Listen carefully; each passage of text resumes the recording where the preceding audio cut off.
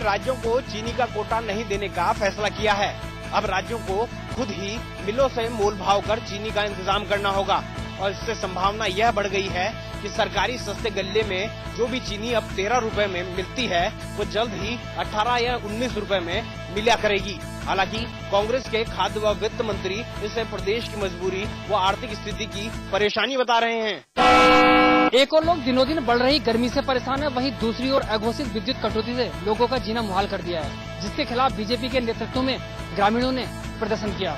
जी हां, गर्मी का पारा भी दिनों दिन बढ़ता जा रहा है और अघोषित विद्युत कटौती भी, जिसके खिलाफ बीजेपी के नेतृत्व में रायपुर, डोईवाला और धर्मपुर विधानसभा क्षेत्र के लोगों ने बिजली विभाग के खिलाफ प्रदर्शन किया। अंतर ग्रामीण क्षेत्र में जो विद्युत कटौती कर रहे हैं उसके खिलाफ एक प्रदर्शन है। प्रदर्शन के माध्यम से विद्युत विभाग और सरकार को चेताना चाहते हैं कि ग्रामीणों के साथ सौतेला व्यवहार बंद करें, अन्यथा ग्रामीण जो है ईंट से ईंट बजा देंगे। जहाँ रायपुर और डोईवाला विधानसभा क्षेत्र के ग्रामीणों ने गढ़वाल के मुख्य अभियंता वितरण के खिलाफ प्रदर्शन किया, वहीं दूसरी ओर धर्मपुर विधानसभा क्षेत्र के लोगों ने कम वोल्टेज को लेकर एसडीओ का दफ्तर घेरा।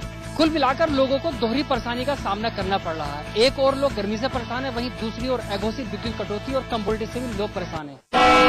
प्रदेश का एकमात्र क्षेत्रीय दल होने के बावजूद भी आज तक अपनी पहचान को तरस रही यूकेडी अब एक बार फिर एक होती दिखाई दे रही है। यूकेडी में एक बार फिर सुलह होती दिखाई दे रही है। यूकेडी में त्रिवेंद्र पवार के अध्यक्ष रहते कई मर्तबा निष्कासन हुए थे, लेकिन काशी सिंह ऐरी के कमान संभालते ही पुराने निष्कासित कार्यकर्ता अब एकजुट होते दिखाई दे रहे हैं। यूकेडी के पूर्व में जिला अध्यक्ष, जिला महामंत्री समेत कई लोगों को त्रिवेंद्र पवार ने पार्टी से बाहर का रास्ता दिखाया था, जिसके बाद अब पार्टी की कमान ऐरी के संभालते ही सभी एकजुट होते दिखाई दे रहे हैं। हमारा पहला ये प्राथमिकता है इस एजेंडे में कि हम हर हालत में इसके बिखराव को रोकेंगे। पिछले 6 दिनों से धरने पर बैठे त्रिवेंद्र पवार को भी मान मनोबल के बाद रविवार को धरने से उठा लिया गया। पार्टी अध्यक्ष काशी सिंह ऐरी ने कहा कि पार्टी से निष्कासित कार्यकर्ता अब एकजुट हो रहे हैं, जिससे पार्टी को काफी बल मिलेगा। उन्होंने कहा कि पूर्व मंत्री दिवाकर भट्ट से भी वार्ता जारी है और जल्द ही वो भी पार्टी में शामिल हो सकते हैं। यूकेडी के लगातार घट रहे जनाधार को बचाने के लिए पार्टी के पुराने दिग्गजों में अब बातचीत का दौर शुरू हो गया है। अब देखने वाली बात ये होगी कि यूकेडी के अस्तित्व पर इसका कितना असर पड़ता है। गढ़वाल मंडल के आयुक्त शुभर्धन ने हरिद्वार विकास प्राधिकरण में बोर्ड बैठक ली और इस बैठक में उन्होंने कई प्रस्ताव पारित किए। हरिद्वार विकास प्राधिकरण की बोर्ड बैठक में वर्ष 2013-14 के लिए बजट पास किया गया। 97,54,50,000 आय के परिप्रेक्ष्य में 93 करोड़ 47 लाख व्यय का बजट प्रस्तुत किया गया। बैठक के बाद हरिद्वार विकास प्राधिकरण अध्यक्ष और आयुक्त गढ़वाल मंडल शुभर्धन ने कहा कि हाईकोर्ट के आदेश के बाद केवल कार्रवाई की जाती है, न कि विवेचना। ये भी कहा कि हाईकोर्ट के आदेश के अनुपालन में गंगा से 200 मीटर की जद में आने वाले सभी निर्माणों को ध्वस्त कर दिया जाएगा। शुभर्धन ने बोर्ड बैठक में कई प्रस्ताव तो पारित किए ही साथ ही ये भी कहा कि गंगा के 200 मीटर के दायरे में बने अवैध निर्माणों को जल्द ही ध्वस्त किया जाएगा। पिछले एक सप्ताह से गर्मी का कहर झेल रहे लोगों को बारिश ने थोड़ी राहत दी है। देश के अधिकांश उत्तरी भाग में पिछले 2 दिनों में हुई बारिश के कारण तापमान में थोड़ी गिरावट आई है। इसके साथ ही दिल्ली और एनसीआर क्षेत्र में धूल भरी आंधी के कारण भी तापमान में गिरावट आने से लोगों को राहत मिली है। लोगों ने घरों के बाहर निकलकर मौसम का आनंद लिया। वहीं राजधानी दिल्ली और एनसीआर में धूल भरी आंधी और हल्की बूंदाबांदी ने गर्मी से लोगों को थोड़ी राहत दे दी है। मौसम विभाग ने पहले ही ये सूचना जारी कर दी थी। दिल्ली में आंधी के साथ फुहारे भी पड़ सकती हैं। सोमवार सुबह पूर्वी दिल्ली के कुछ हिस्सों में 0.4 मिलीमीटर वर्षा दर्ज की गई। सोमवार को दिल्ली का न्यूनतम तापमान 30.2 डिग्री सेल्सियस दर्ज किया गया। सुबह 8:30 बजे वातावरण में 40% तापमान दर्ज किया गया था। इसके अलावा देहरादून और मेरठ में भी बारिश हुई है, जिससे वहां का मौसम भी सुहाना हुआ है।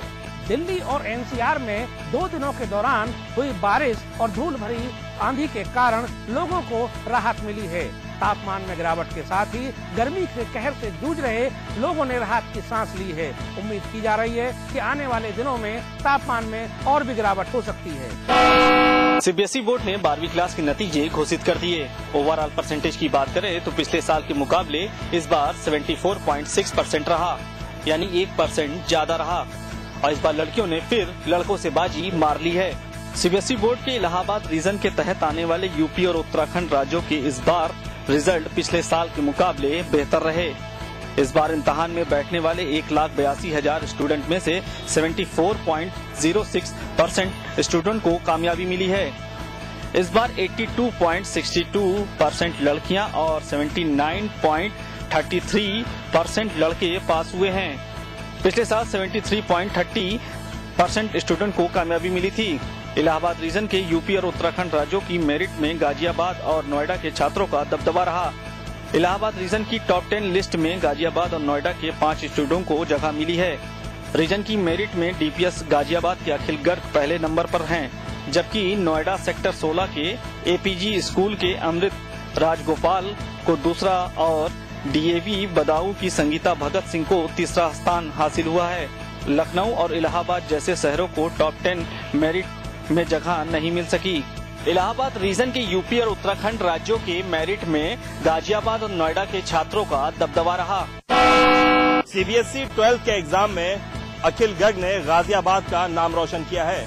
अखिल गर्ग ने 98.60% मार्क के साथ इलाहाबाद रीजन को टॉप किया है। अखिल गर्ग का सपना प्रोफेसर या सॉफ्टवेयर इंजीनियर बनने का है। अखिल को मैथ्स में 100% मार्क्स मिले हैं। इसके अलावा फिजिक्स में 90% और इंग्लिश में 98% मार्क्स मिले हैं। इन मार्क्स के दम पर अखिल ने सीबीएसई 12th की परीक्षा में 98.60% मार्क्स लाकर इलाहाबाद रीजन में टॉप किया है। डीपीएस गाजियाबाद के स्टूडेंट अखिल ने इस सफलता में बाहर से कोई मदद नहीं ली। कोचिंग के नाम पर उसने स्कूल में पेस एकेडमी द्वारा चलाई जा रही एक्स्ट्रा क्लासेस जरूर ली थी। अखिल ने इस कामयाबी के लिए लगातार मेहनत को क्रेडिट दिया है। एक मध्यम वर्गीय परिवार में जन्मा अखिल पढ़ लिखकर सॉफ्टवेयर इंजीनियर या लेक्चरर बनना चाहता है। अखिल की सफलता से पूरे घर में खुशियों का माहौल है। अखिल के परिजनों का कहना है कि ऋषिकेश से गाजियाबाद आकर बसना उनके लिए सफल रहा। उन्होंने सिर्फ बच्चों की पढ़ाई के लिए ही गाजियाबाद को चुना था। कॉर्बेट नेशनल पार्क की ढेला रेंज में एक बाघ का शत-विशत शव मिलने से वन विभाग में हड़कंप मच गया। कॉर्बेट नेशनल पार्क की ढेला रेंज में एक बाघ का शव संदिग्ध अवस्था में मिला है। बाघ के इस सड़े गले शव को सुबह वहां गश्त कर रहे दल ने देखा, जिसकी सूचना विभाग के आला अधिकारियों को दी गई। सूचना पर पार्क प्रशासन में हड़कंप मच गया। बाघ का शव मिला है। ये ढेला पूर्वी बीट का मामला है। देखने से वो लगभग 3 दिन पुराना लग रहा है। तो अलग अलग इलाकों में 6 गश्ती दल लगाए हैं, उनसे जांच कराई जा रही है। कसेरवा स्रोत पर मिले बाघ के इस शव की उम्र 3 से 4 वर्ष बताई जा रही है।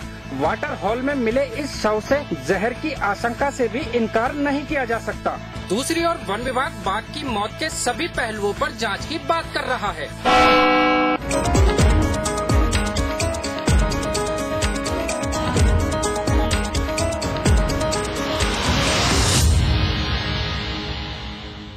JB Institute of Technology, Dehradun, the best institute of engineering with best faculty and good infrastructure. JB Institute of Technology, inspiring minds, transforming lives. And at 72 Chakrata Road, Dehradun. आज ली क्या? And then, interestingly,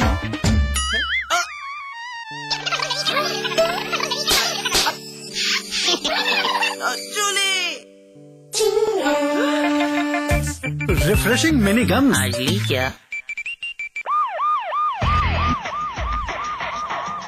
एक crime reporter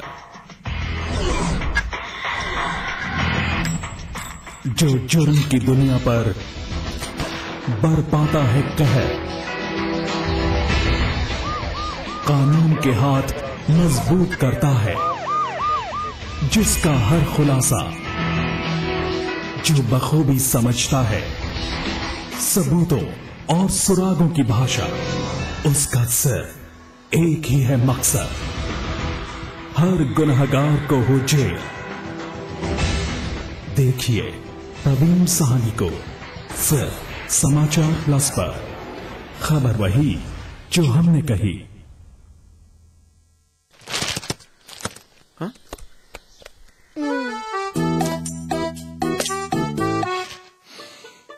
सौंफ, इलायची, खजूर, मिश्री, वाह, सब एक से बढ़कर एक है।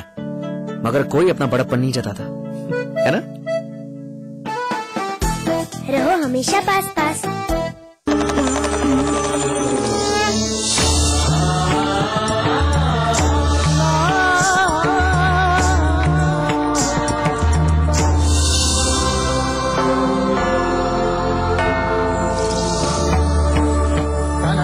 हमारे रिपोर्टरों के साथ घर बैठे कीजिए चारों धाम की यात्रा दोपहर 2:30 बजे सिर्फ समाचार प्लस पर। इटली इटली इटली ब्यूटीफुल, वहाँ का ब्यूटी देखो, खाना देखो। इटली में मेरा घर देखो। वो एनआरआई जी, पहले तुम ये खा के देखो।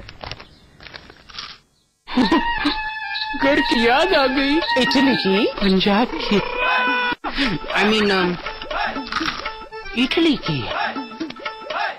ओह पंजाब, इटली नहीं पंजाब, ओ मेरी इटली।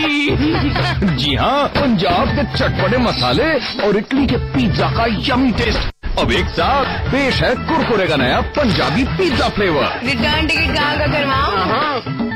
तेरा है पर मेरा है।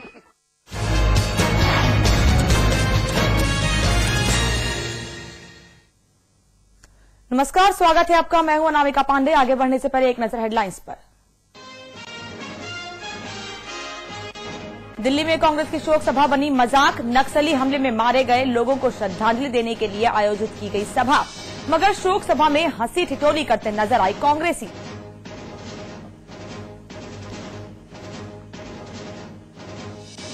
नक्सली हमले पर कैबिनेट मंत्री आजम खान का विवादास्पद बयान। राज्य सरकार पर लगाया हमला कराने का आरोप।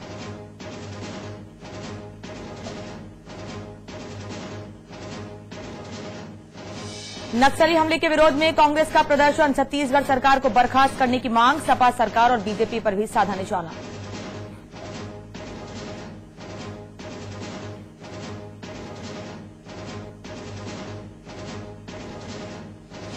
स्मारकों के व्यावसायिक इस्तेमाल पर भड़की बीएसपी। राज्यपाल से मुलाकात कर सौंपा ज्ञापन। स्मारकों में शादी समारोह पर रोक लगाने की मांग।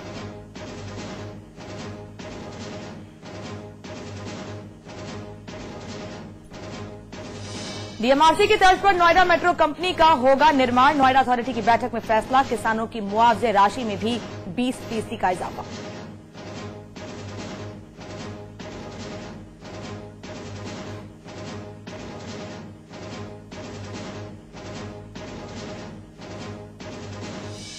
नोएडा अथॉरिटी के बाहर किसानों का जोरदार प्रदर्शन। मुआवजे में अधिकारियों के कमीशन मांगने पर किसानों ने बोला हल्ला।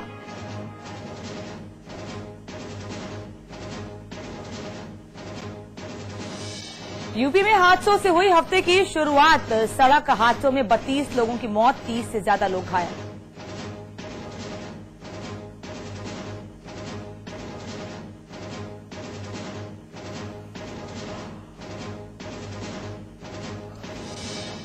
हमीरपुर में पुलिस का फैसला ऑन द स्पॉट। चोरी के आरोपी की अदालत में पेशी से पहले जमकर की पिटाई।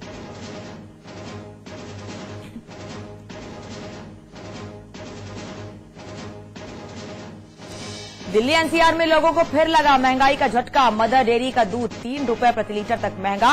1 लीटर फुल क्रीम दूध के लिए चुकाने होंगे 42 रुपए।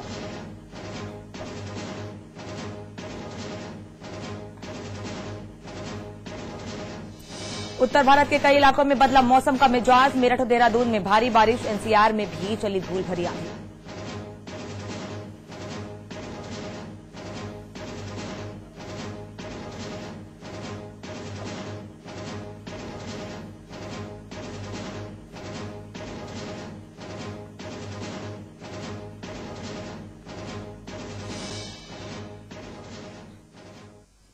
चलिए खबरों की शुरुआत करते हैं। छत्तीसगढ़ में नक्सली हमले में मारे गए कांग्रेस के नेताओं की आत्मा की शांति के लिए दिल्ली में एक शोक सभा का आयोजन किया गया। ये शोक सभा कांग्रेस की ओर से आयोजित की गई थी, लेकिन दिल्ली में शोक सभा मजाक बनकर रह गई। यहां शोक सभा में कांग्रेसियों की हंसी रुकने का नाम नहीं ले रही थी। बड़े से बड़े धुरंधर कांग्रेसी अपनी ऐसी बत्तीसी दिखा रहे थे जैसे किसी बर्थडे पार्टी में आए हों। चाहे वो दिल्ली की मुख्यमंत्री शीला दीक्षित हो या फिर राजीव शुक्ला या मंत्री किरण वालिया। चेहरे पर ऐसी मुस्कुराहट थी जैसे कोई दिल खुश कर देने वाली खबर इनको मिली हो। जहां एक तरफ पूरा देश सन्नाटे में डूबा हुआ है, गम में डूबा हुआ है, वहीं सोनिया गांधी, राहुल गांधी इसे भारतीय लोकतंत्र पर हमला बता रहे हैं, तो दूसरी तरफ